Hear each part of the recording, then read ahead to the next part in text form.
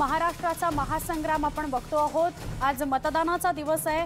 आज अनेक उमेदवार 288 मतदारसंघांमधले अनेक उमेदवार ज्यांचं भवितव्य मतपेटीमध्ये बंद करणार आहेत। सगळे उमेदवार खरं तर मतदान यंत्रामध्ये असं आता म्हणायला हवं आणि हा सगळा उत्सव आपण बघतो आहोत। अगदी सुवर्ण आपण मान्यवर सुद्धा आहेत आपल्या या सगळ्यामध्ये आपण बघितलं ही निवडणूक पहिली निवडणूक अगोदरच्या निवडणुका कशा असायच्या शहरांमध्ये राज्यभरामध्ये बॅनरबाजी चालायची पण आता लोकांच्याकडे एक माध्यम आलंय सोशल मीडिया मग फेसबुक असेल ट्विटर असेल व्हॉट्सअप असेल यावर प्रचाराचं गणित सगळं फिरताना आपल्याला दिसतं आणि सोशल मीडियावर जागरूकता निर्माण करणारे एक आहान फाउंडेशन चालवत आहेत उन्मेष जोशी यांच्याकडनं जाणून घेणार आहोत 2019 ची ही निवडणूक आणि सोशल मीडिया काय सांगाल।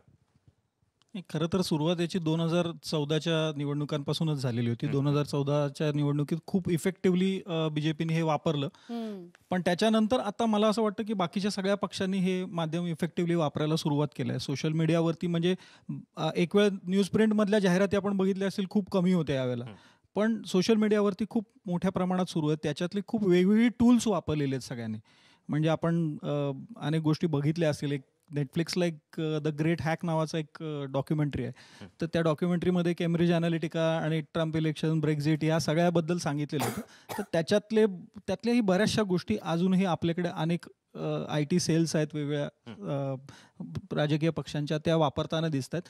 त्याच्याबरोबर आज कसं झालेलं आहे प्रत्येक जणच एक माध्यम झालेलं आहे म्हणजे मला ज्याला सपोर्ट द्यायचा आहे त्याच्यासाठी मी स्वतः एक माध्यम आहे आणि मी माझ्याकडचे जे सगळे टूल्स आहेत ते मी योग्य प्रकारे वापरतोय।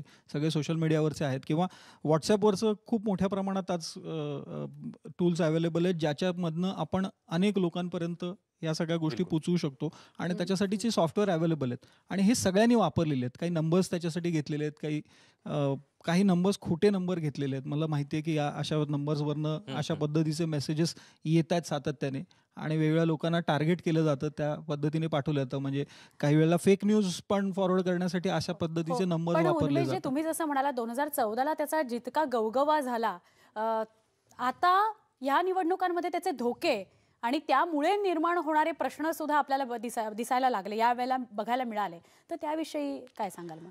यावेळेला अजून एक गोष्ट म्हणजे याच्यावरती येतोच मी पण यावेळेला मला अजून एक गोष्ट जाणवली की महाराष्ट्र सायबरतर्फे मला वाटतं याच्यासाठी खूप प्रयत्न केला गेला। बालसिंग राजपूत होते ते निवडणूक आयोगाबरोबर काम करत होते आणि त्यांची टीम काम करत होती त्याच्यामुळे बरेचसे ग्रुप्स असे आयडेंटिफाय केले गेले आणि ते पॅसिफाय पण केले गेले। हा एक त्या निवडणुकीतला आणि या निवडणुकीतला फरक जाणवतोय कारण गव्हर्नमेंटकडनं किंवा निवडणूक आयोगाकडनं पण याच्यासाठी खूप प्रयत्न केले गेले। आता धोके याच्यात खूप आहेत आम्हाला सातत्याने याच्यातले धोके जाणवतात। एकतर आम्हाला असं वाटतं की याच्यामुळे पोलरायझेशन खूप मोठ्या प्रमाणात सातत्याने होते या असे मुद्दे निर्माण केले जातात की ज्याच्यातनं पोलरायझेशन होतं आणि मग तो मतदानाकडे गेला जातो। युवकांमध्ये खूप मोठ्या प्रमाणात याच्याबद्दलचं आकर्षण आहे त्याच्यामुळे मुलं सातत्याने याच्यावरती असतात। स्वतः मुलं कंटेंट करताना दिसत आहेत खूप मुलं ॲक्टिव्हली म्हणजे एक वेळ कदाचित कोणीतरी मतदानाला उतरतील की नाही मला माहीत नाही पण कंटेंट क्रिएशनमध्ये मुलं खूप आहेत। अशा पद्धतीचे बरेचसे व्हिडिओज क्रिएट केले गेलेले आहेत आणि तो कंटेंट टाकला जातो आणि त्याच्यामध्ये बरेचदा जबाबदारीने टाकले जात नाही असं जाणवतंय।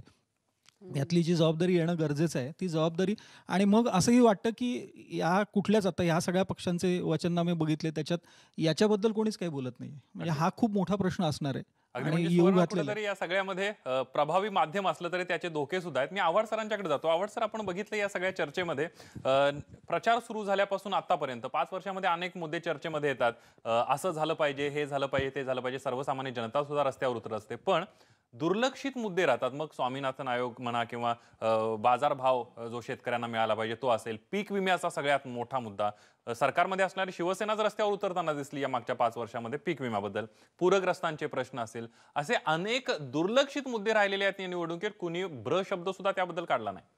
नाही खरं म्हणजे फक्त निवडणुकीतच दुर्लक्षित मुद्दे आहेत असं नाही पण मला संबंध लोकांच्या दैनंदिन जीवनात एक विरोधाभास दिसतोय। एकीकडे प्रचंड मोठ्या प्रमाणात तरुणाई नोकरी शोधतीये सुशिक्षित बेरोजगारी आहे उच्च शिक्षित तरुण स्कॉलरशिप आणि पुढच्या शिक्षणासाठी धडपडत आहेत परंतु दुसरीकडे तीच तरुणाई गॅजेटवरनं संबंध जगाच्या संपर्कात आहे आणि इंडिव्हिज्युअलाइज मीडियामधनं ते त्यांचं अभिव्यक्त होताना दिसत आहेत. आपण जसं म्हणालात तसं एकीकडे ग्रामीण महाराष्ट्रात किंवा महानगरांमध्ये प्रचंड मोठ्या स्वरूपात झोपडपट्ट्यांचा प्रश्न असेल, सुरक्षिततेचा प्रश्न असेल, स्वच्छतेचा प्रश्न असेल, इन्फॉर्मल सेक्टरमधल्या लेबरचा प्रश्न असेल, ग्रामीण महाराष्ट्रातल्या शेतकऱ्यांच्या पीक विम्याचा प्रश्न असेल, विद्यार्थ्यांच्या शिक्षणाचा प्रश्न असेल, अंगणवाडी ताईंचा प्रश्न असेल, म्हणजे लोकांच्या दैनंदिन जीवनाचे प्रश्न एकीकडे आहेत. परंतु दुसरीकडे संबंध देशामध्ये राष्ट्रीय राजकारणामधल्या नवीन नवीन म्हणजे ट्रिपल तलाक सारखा मुद्दा असेल, 370 सारखा मुद्दा असेल, किंवा या सगळ्या मुद्द्यांना सेलिब्रेट करणारी तरुणाई आणि लोकही दिसतात. त्यामुळे मला स्वतःला असं वाटतं की या देशामध्ये हा जो विरोधाभास आहे, या विरोधाभासामधनं सरकार कोणाची येतील किंवा राजकारण कोणत्या दिशेनं चाललंय याचा मला असं वाटतं वैचारिक पातळीवरती खूप गांभीर्यानं विचार होण्याची गरज आहे. की हा जो विरोधाभास आहे, आपण म्हणाला तसं जो स्वामी रंगनाथन आयोग जो आहे, तर त्या आयोगाच्या मागण्या ह्या 2-5 वर्षापूर्वी आजची सरकारमधली राजकीय पक्ष 2014ला भाजपने हे आश्वासन दिलं होतं. किंवा आरक्षणाचा मुद्दा असेल, म्हणजे संबंध गेल्या 5 वर्षामध्ये वेगवेगळ्या आरक्षणाच्या ज्या लढाई आहेत, त्या आरक्षणाच्या लढाईमध्ये संबंध महाराष्ट्र रस्त्यावर आहे असं एक चित्र जाणवत होतं.